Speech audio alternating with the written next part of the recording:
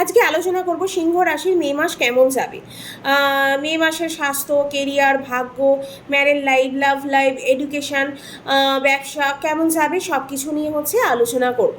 ফার্স্টে গ্রহ ট্রানজিটগুলো জেনে নেব। 1 মে 2024 বৃহস্পতি বৃষ রাশিতে আসছে।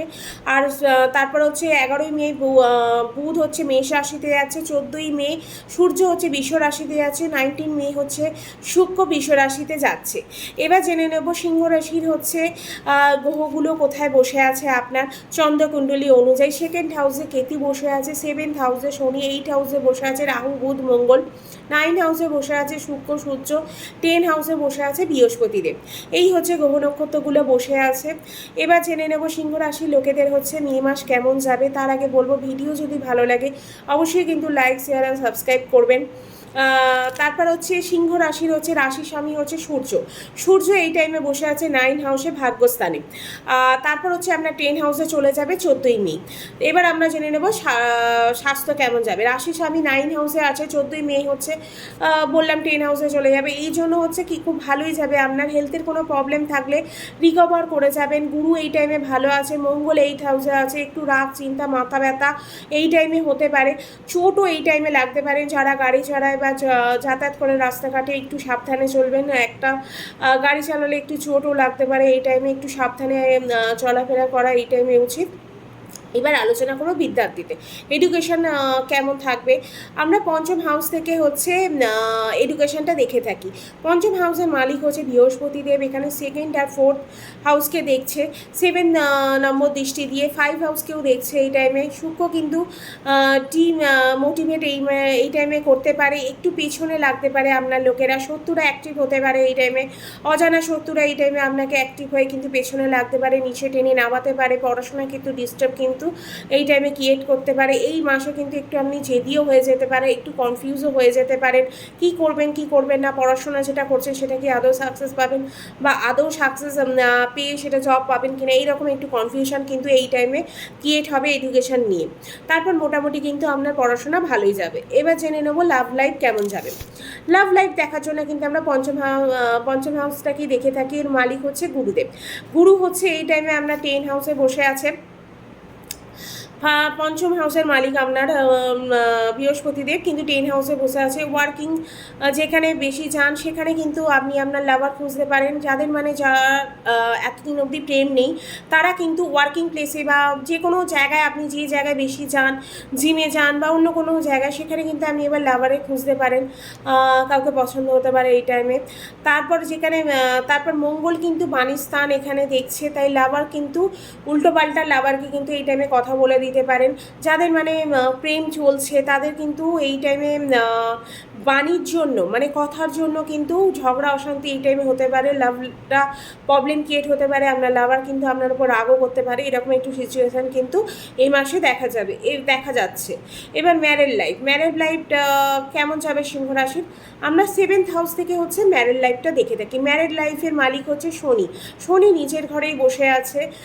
শনিকে কোনো পাপ গ্রহ দৃষ্টি দিচ্ছে না, আর কোনো শুভ গ্রহ কিন্তু এই টাইমে দৃষ্টি নেই। তাই ম্যারেড লাইফ এই টাইমে আপনার ভালো যাবে। ট্রাভেল হতে পারে, ফ্যামিলি প্ল্যানিং এই টাইমে করতে পারেন। যারা অনেক দিন ধরে বাচ্চা নেওয়ার চেষ্টা করছিলেন, কিছুতেই কনসিভ করতে পারছিলেন না, তাদের কিন্তু এবার যোগ বাচ্চা নেওয়ার, বাচ্চা প্ল্যানিং করতে পারেন। কিন্তু অবশ্যই আপনার জন্মকুষ্ঠী অনুযায়ী দেখতে হবে যে আপনার দশা, অন্তর্দশা বা গ্রহ নক্ষত্র কোথায় বসে আছে। এখানে বলছি কনসেপ্ট করবেন, আদৌ কনসেপ্ট করতে পারবেন কিনা সেটা কিন্তু বড় প্রশ্ন। সেটা আপনার কুষ্টি অনুযায়ী দেখলেই বোঝা যাবে যে আদৌ আপনি কনসেপ্ট করতে পারবেন কিনা। তাই আপনার জন্মছকটা কিন্তু দেখানোর প্রয়োজন আছে যদি কনসেপ্ট করতে চান। তারপরে এই টাইমে কিন্তু আপনার বেটারমেন্ট একটা দেখা যাচ্ছে। আপনার ম্যারেড লাইফের ক্ষেত্রে কিন্তু একটা বেটার কোনো ডিসিশান বা বেটার আরও গুড থেকে বেটার এই টাইমে কিন্তু হতে পারে। পজিশান খুব ভালো ম্যারেড লাইফের ক্ষেত্রে। ম্যারেড লাইফ মোটামুটি ভালোই যাবে। এবার ভাগ্য কেমন থাকবে এ মাসে, আপনার ভাগ্য আপনার সাথ দেবে কিনা এইসব জেনে নেবো। 9th হাউস থেকে আমরা ভাগ্য দেখে থাকি। আপনার 9th হাউসের মালিক মঙ্গল। 8th হাউসে বসে আছে। সূর্য এই টাইমে উচ্চ, তাই ভাগ্য কিন্তু আপনাকে বানিয়ে দিচ্ছে। সূর্য উচ্চ আছে, খুব ভালো। হঠকারীভাবে কোনো কাজ করা যাবে না। সাডেন কোনো ডিসিশান কিন্তু এই টাইমে নেবেন না। সাডেন ডিসিশান নিলে কিন্তু প্রবলেম ফেস করতে পারেন। জুন থেকে আপনার কিন্তু ভালো হয়ে যাবে। সেলফ পারচেস কিন্তু জুন মাস থেকে খুব ভালো যাবে। কোনো মাঙ্গলিক কাজ করতে চাইলে এই টাইমে করতে পারেন।